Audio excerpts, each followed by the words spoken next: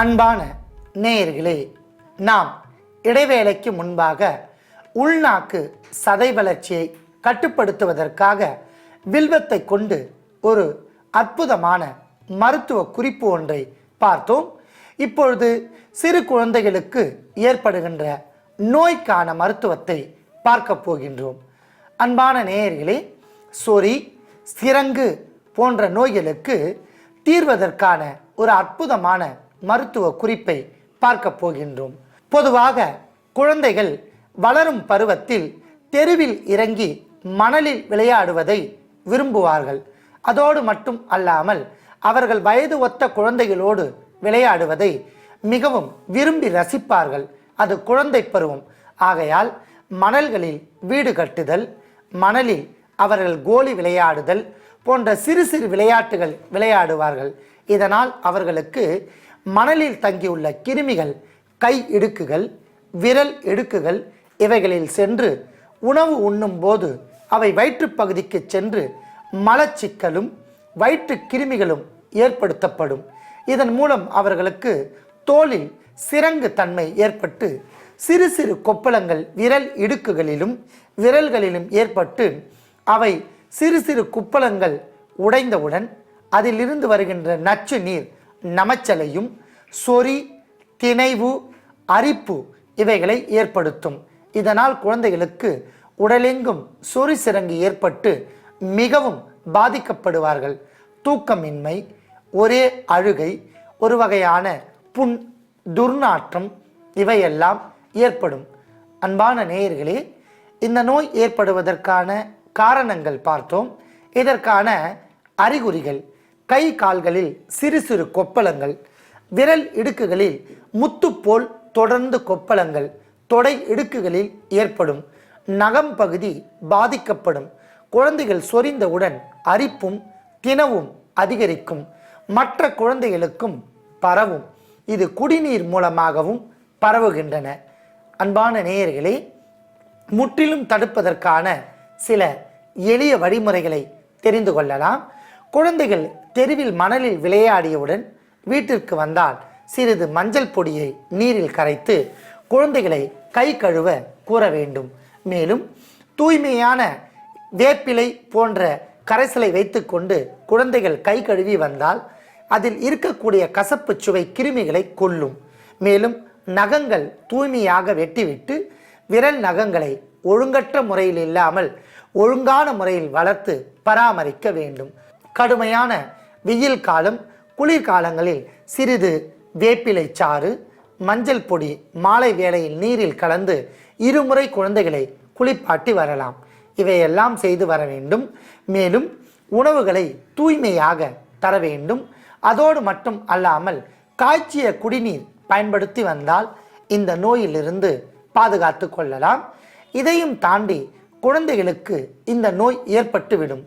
அவை ஏற்பட்டால் எளிமையான முறையில் சரி செய்து கொள்வதற்கான ஒரு அற்புதமான மருத்துவ குறிப்பிற்கு செல்லலாம். அதற்காக இன்று நாம் எடுத்துக்கொண்ட அற்புதமான ஒரு மங்களகரமான மூலிகை வெற்றிலை. ஆஸ்பீசியஸ் ஹெர்பல்ஸ் என்று பெயர். இது ஒரு மங்களகரமான மூலிகை. பீட்டி லீவ்ஸ் என்று ஆங்கிலத்திலும், தமிழில் திரையல் மற்றும் நாகவல்லி என்று மாற்று பெயரிலும் அழைக்கப்படுகின்றன. கற்பூரவல்லி அழைக்கப்படுகின்றன. இது நாகலோகத்தில் இந்திரனுக்கு கொடியாக இருப்பதால் இது இந்திரவல்லி என்றும் அழைக்கப்படுகின்றன. தாம்பூலத்தில் பல வகையான தேவர்கள் வசிக்கின்றனர். ஜேஷ்டா பாகம், இடது பாகம், வலது பாகம், நடு மையம் என்று பல வகையான இடங்களிலும் மும்மூர்த்திகள் வசிக்கின்றனர். இதில் மகாலட்சுமியின் உறைவிடமாக நமது புராணத்தில் கருதப்படுகின்றன. எந்த மதத்தவர் ஆனாலும் அவர்கள் வெற்றிலையை மாற்றிக்கொண்டு சுப விசேஷங்கள் செய்வார்கள். இதன் மூலம் இது மங்கள பொருளாக கருதப்படுகின்றன. அதாவது வெற்றிலையில் மஞ்சள் தூளை கொண்டு விநாயகர் உருவத்தை பிடித்து வைப்பார்கள். விநாயகருக்கு ஆசனமாக இந்த வெற்றிலை பயன்படுகின்றன. இதன் மருத்துவ குணங்களை எடுத்துக்கொள்ளலாம். மந்தம் என்று சொல்லக்கூடிய மாந்த நோய் போகும். வயிற்று கடுப்பு, மலச்சிக்கல் நீங்கும். மார்புச்சளி, கோழை, சொறி, சிரங்கு இவைகளை தீர்க்கும். ஆண்களுக்கு தாது விருத்தியை அதிகரிக்கும். நரம்பு பொழிதல், அதாவது நரம்புக்கு ஒரு உன்னதமான ஊட்டச்சத்தை தரும். வாய் நறுமணக்கம். கற்பூர வெற்றிலை, கம்மாறு வெற்றிலை, வெள்ளை வெற்றிலை என்று பல வகை உள்ளன. நாம் எடுத்துக்கொண்டது கற்பூர வெற்றிலை. இது கற்பூரத்தின் மணத்தை ஒற்றிருக்கும். இவ்வாறு அரிய மருத்துவ குணம் இருப்பதால் வெற்றிலையும் எடுத்து வைத்துள்ளோம். அடுத்ததாக நாம் எடுத்துக்கொண்ட பொருள் தேங்காய் எண்ணெய். மிகவும் குளிர்ச்சியான ஒரு பொருள் தேங்காய் எண்ணெய். தேங்காய் எண்ணெய் உடலுக்கு சூட்டை தணிக்கும். சொறி சிரங்கு ஏற்படும் போது எரிச்சல் தோன்றும். அந்த எரிச்சலை படிப்படியாக தணிந்து குளிர்ச்சியை தரும் என்பதாலும் தைல வர்க்கத்தில் மருந்திற்கு தேங்காய் எண்ணெய் இன்றியமையாததாக பயன்படுகின்றன. ஆகையால் தேங்காய் எண்ணெயும் எடுத்து வைத்துள்ளோம். அன்பான நேயர்களே, அற்புதமான இந்த 2 பொருட்களை கொண்டு நாம் மருத்துவ குறிப்பிற்கு செல்லலாம். இப்பொழுது நாம் எடுத்துக்கொண்ட பொருட்களின் அளவுகளை பார்க்கலாம்.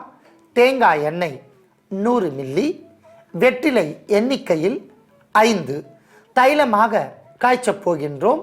அதற்காக 100 மில்லி தேங்காய் எண்ணெயை பதமாக காய்ச்சவும்.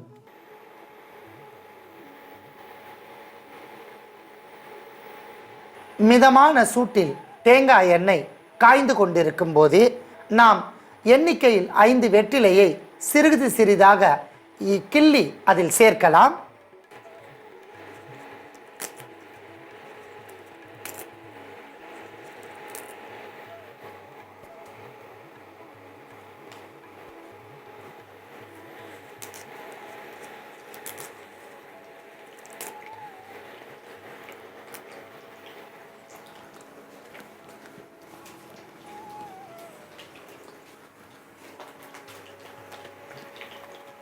மிதமான சூட்டில் காய்ந்து கொண்டிருக்கின்ற தேங்காய் எண்ணெயில் நாம் எண்ணிக்கையில் 5 வெற்றிலை எடுத்து அவற்றை சிறுக சிறுக கிள்ளி சேர்த்து தேங்காய் எண்ணெயில் பதமுற காய்ச்சி வெற்றிலை தைலமாக மாற்றியுள்ளோம். இந்த அற்புதமான வெற்றிலை தைலத்தை வடிகட்டி எடுத்துக்கொள்ளலாம்.